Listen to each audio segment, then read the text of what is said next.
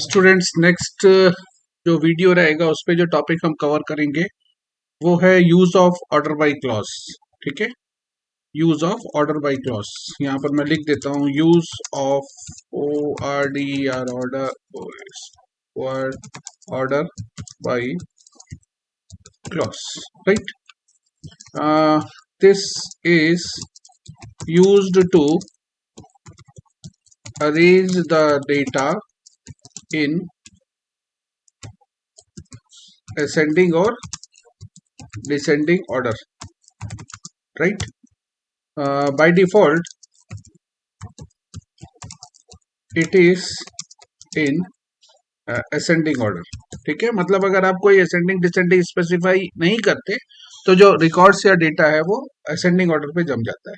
Clear है?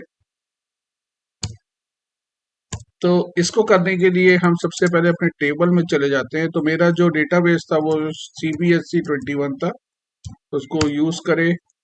जो मेरा टेबल था इसके अंदर वो था सेलेक्ट एस्ट्रिक फ्रॉम टी। यहाँ पे देखिए ये जो सैलरी है वो किसी भी ऑर्डर पे अरेंज नहीं है, मतलब असेंडिंग डिसेंडिंग ऐसा कुछ है नहीं, तो मैं उसको अरेंज करना चाहता हूँ। ठीक है, तो फॉर एग्जाम्पल अगर मैं फर्स्ट एग्जाम्पल है write a query to arrange the records of all the employees in ascending order. ठीक है, मतलब क्या होगा, arrange the data in ascending order of their salary. ठीक है, तो ऐसा एक क्वेरी लिखना है।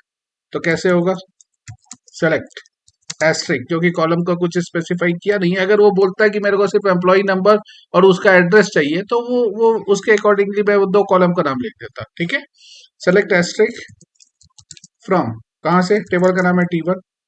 याद रखिएगा कोई वेयर कुछ भी नहीं है, direct order by OR order by. Order by किसके हिसाब से आपको जमाना है, अकॉर्डिंग टू द सैलरी। क्योंकि असेंडिंग ऑर्डर में जमाने बोल रहा है तो कुछ लिखने की जरूरत नहीं है, बाई डिफॉल्ट वही होता है। ठीक, अगर आप यहाँ पर देखिए जो डेटा है वो जम गया असेंडिंग ऑर्डर में, मतलब 4500 सबसे ऊपर चले गया और 55,700 सबसे नीचे आ गया। ठीक है, अगर इसी को मेरे को डिसेंडिंग ऑर्डर में जमाना हुआ तो फिर मैं कैसे करूंगा, सेलेक्ट एस्ट्रिक फ्रॉम, फ्रॉम क्या, T1। ठीक है, ऑर्डर बाई क्या, सैलरी। डिसेंडिंग ऑर्डर में जमाना है तो DESC, इंपॉर्टेंट पॉइंट देखिए, डिसेंडिंग ऑर्डर में जम गई सैलरी। क्लियर है? अब एक चीज मेरे दिमाग पे ये आ रही है कि असेंडिंग और डिसेंडिंग ऑर्डर में जब जमाते हैं डेटा को तो क्या सिर्फ नंबर्स या न्यूमेरिकल वैल्यूज को ही जमा सकते हैं क्या? तो इसका आंसर है नहीं, आप किसी भी वैल्यू को जमा सकते हैं। ठीक है, तो देखो अभी मैं ई नेम को बेसिस मानूंगा और according to the employees name में उसको असेंडिंग और डिसेंडिंग ऑर्डर में जमाने की कोशिश करता हूँ। तो सेलेक्ट, इस बार अपन एक काम और भी कर सकते हैं। मैं बोलता हूँ मेरे को सारे कॉलम्स नहीं देखना है, उसका एम्प्लॉय नंबर चाहिए, नाम और सिर्फ सैलरी चाहिए। ठीक है, बाकी एड्रेस और डेट ऑफ ज्वाइनिंग मेरे को नहीं चाहिए।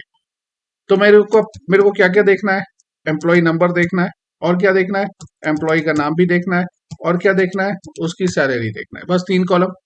ठीक, यहाँ पर कॉमा, सेलेक्ट एम्प्लॉय सैलरी, सब कुछ कहाँ से हो रहा है, फ्रॉम टेबल T1 से।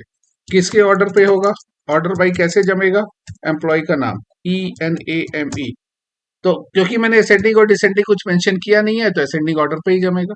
असेंडिंग ऑर्डर का लॉजिक इस ई नेम के बेसिस पे ये होगा कि अल्फाबेट A से जो स्टार्ट होते हैं वो ऊपर चले जाएंगे सबसे टॉप में, और जो अल्फाबेट Z से स्टार्ट होंगे वो सबसे नीचे चले जाएंगे, और अकॉर्डिंगली ABCD के हिसाब से अरेंज हो जाएगा। तो यहाँ पर देखिए जो आउटपुट आ रहा है वो क्या हो रहा है, अभी, मोहन, रामू, रश्मि और सीता। करेक्ट है? आपको समझ में आ गया होगा कि ये अल्फाबेट से भी अरेंज हो सकता है। तो मेरे ख्याल से यहाँ पर अगर मैं उसको स्क्रॉल करूंगा तो ये टॉपिक आपको बहुत क्लियर हो गया होगा कि आपको करना क्या है। ठीक है, यहाँ पर देखिए डेट सेलेक्ट, यहाँ से arrange the data in ascending order of their salary. तो मैंने क्या लिखा, सेलेक्ट एस्ट्रिक, ये वाले उसकी कमांड हो गया, select asterisk from T1 order by salary. Correct है, इस पे सारे कॉलम्स आपको डिस्प्ले हो गए यहाँ पर, क्योंकि आपने एस्ट्रिक नहीं लगाया था। क्योंकि सैलरी ऑर्डर बाई सैलरी है, डिसेंडिंग ऑर्डर में आपने जमाना नहीं था, इसलिए आपने DESC लिखा नहीं। और बाय डिफॉल्ट असेंडिंग ऑर्डर में जम जाता है। सेकंड हमने क्या किया, select asterisk from T1 order by salary इस बार डिसेंडिंग ऑर्डर के हिसाब से जमा दिए। तो देखिए कि सैलरी डिस्के को डिसेंडिंग ऑर्डर में जमाया और उसके हिसाब से सारे रिकॉर्ड्स शफल हो गए। ठीक है। सेकंड, नेक्स्ट मैंने लिखा कि मेरे दिमाग में क्वेश्चन आया था कि क्या सिर्फ नंबर्स को ही असेंडिंग और डिसेंडिंग में जमा सकते हैं। तो उसका आंसर है नहीं, आप किसी भी चीज को जमा सकते हैं। तो यहाँ पर मैंने ई नेम को जमाने की कोशिश की। जब मैं ई नेम को जमाने की कोशिश की तो क्वेश्चन को थोड़ा और मॉडिफाई कर दिया। मैं बोला कि मेरे को सारे कॉलम्स नहीं देखना, सिर्फ एम्प्लॉय नंबर, नेम और सैलरी दिखा दीजिए। तो सेलेक्ट एम्प्लॉय नंबर, ई नेम और सैलरी हो गया। ठीक है। और यहाँ पर क्योंकि असेंडिंग ऑर्डर बाय डिफॉल्ट होता है तो देखो यहाँ पर एम्प्लॉय का जो नेम है उसके अकॉर्डिंगली अरेंज हो गए और सिर्फ 3 ही कॉलम के रिकॉर्ड दिख रहे हैं। करेक्ट है। तो ये है हमारा ऑर्डर बाय क्लॉज, बहुत इंपॉर्टेंट टॉपिक होता है, इससे क्वेश्चन बनते हैं। एक चीज याद रखिएगा, ऑर्डर बाय क्लॉज लगाना है तो वेयर या कहीं पर ऐसा कुछ मत कर दीजिएगा। Select asterisk from T1 where order by salary या ऑर्डर बाय वेयर सैलरी, ऐसा कुछ नहीं करना है। ठीक है।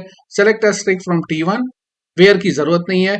ऑर्डर बाय जिस कॉलम के बेसिस पे आपको अरेंज करना है उस कॉलम का नाम, एकदम सिंपल है, स्ट्रेट फॉरवर्ड है। अगर असेंडिंग ऑर्डर में है तो कुछ मत लिखिए, डिसेंडिंग ऑर्डर में है तो DESC लिख दीजिए। और लॉजिक के हिसाब से किसी भी कॉलम को आप अरेंज कर सकते हैं असेंडिंग या डिसेंडिंग ऑर्डर में। आई होप ये टॉपिक आपको बहुत क्लियर हो गया होगा। अगर कोई डाउट है तो आप कमेंट कर दीजिए।